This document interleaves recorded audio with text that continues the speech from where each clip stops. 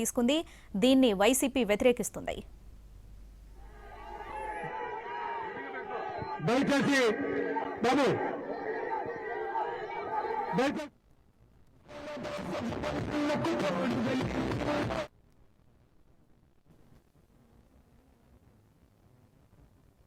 ఎలక్షన్కు ముందు మరి ఏదైతే మన వాళ్ళు చెప్పారో వాగ్దానాలన్నీ కూడా మసిపూసి మారేడి చేశారు కాబట్టి ఇది అలాగే చెప్తా ఉంటారు. వాళ్ళు ఎప్పుడూ కూడా దుమ్మేయటపోవటమే ప్రజలు మాత్రం ఇవాళ గమనించారు. అందుకే వాళ్ళేదో లేటెస్ట్ రిపోర్ట్ కూడా వచ్చింది. వాళ్ళకి 31 సీటే పరిమితం అయిపోయిందంటే వాళ్ళు అర్థం చేసుకోవాలి. చెప్పండి సార్, నార్మల్ గా ఇప్పుడు ఈ కోటి సంతకాలకు సంబంధించి పెద్ద ఎత్తున మీరు ఉద్యమం చేశారు.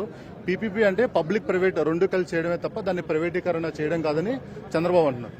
ఎవరి చెవుల్లో పూలు పెట్టాలనుకుంటున్నాడు చంద్రబాబు నాయుడు గారు. వినేవాళ్ళు ఎవరూ లేరు. చెప్పటమే అలవాటుగా మార్చుకున్న చంద్రబాబు నాయుడు గారు చేయటం కూడా అలవాటుగా మార్చుకోవాలా. మీరు ఇంతకు ముందే అడిగారు, అది సాధ్యం కాదని మంత్రి గారు అన్నారు. కోటి సంతకాలు సేకరించడం కుదరదన్నాడు. ఏదో మీరు చెప్తున్నారు.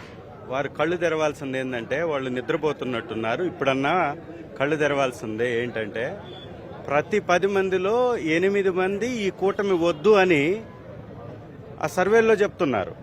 మరి అలాంటిది 5 మంది బయటకు వచ్చేసి సంతకం పెట్టరా? ఏం ఆలోచన, ఎలాంటి ఆలోచన వాళ్ళు చేస్తున్నారు? ప్రజల్ని ఇబ్బంది పెడుతూ పదే పదే హింసిస్తూ దోపిడీ చేయడం తప్ప ఇంకొక కార్యక్రమం వాళ్ళు తీసుకోవాలా. ఇవాళ ఇంత పెద్ద ప్రజా ఉద్యమానికి మద్దతు ఇంతమంది వచ్చారు అంటే కళ్ళు తెరవద్దా ఈ ముద్దు కూటమి ప్రభుత్వం? ఇంకా మళ్ళీ అవాకు చవాకులు పేలితే ఎట్లా?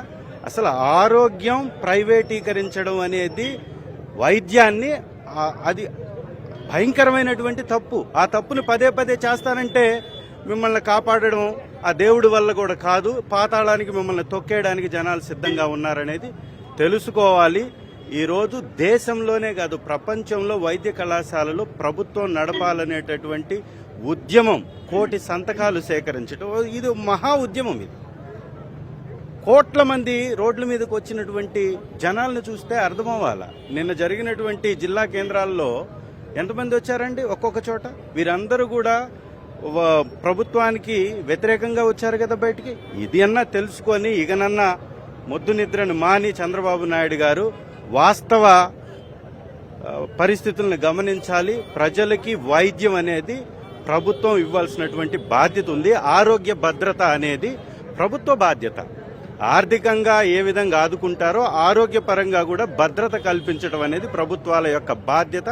ఆ బాధ్యతని తూచా తప్పకుండా చంద్రబాబు నాయుడు గారు చేసి తీరాల్సిందే.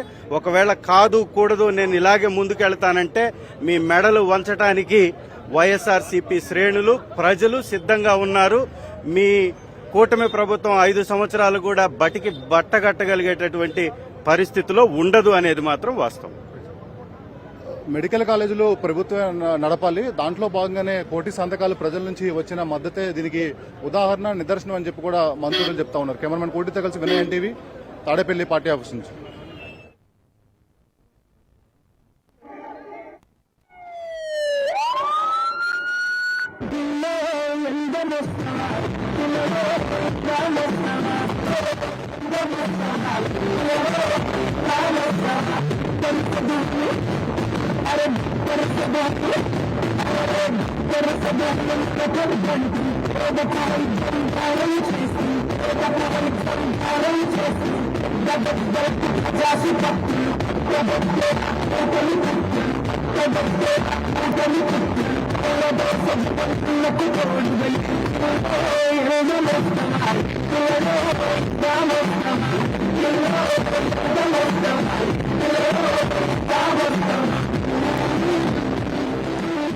మెడికల్ కాలేజీల ప్రైవేటీకరణకు వ్యతిరేకంగా సేకరించినటువంటి కోటి సంతకాల ప్రతుల వాహనాలను కాసేపటి క్రితమే ప్రారంభించారు YS Jagan. Tadepalli YCP office నుంచి ఏపీ లోక్ భవన్కు బయలుదేరాయి వాహనాలు. నేడు సాయంత్రం 4 గంటలకు గవర్నర్ను కలవనున్నారు వైఎస్ జగన్. 1,04,11,000 సంతకాల ప్రతులను గవర్నర్కు సమర్పించనున్నారు. 10 మెడికల్ కాలేజీలను పీపీపీ మోడల్లో నిర్మించాలని ప్రభుత్వం నిర్ణయం తీసుకుంది. అయితే దీన్ని వైసీపీ వ్యతిరేకిస్తుంది.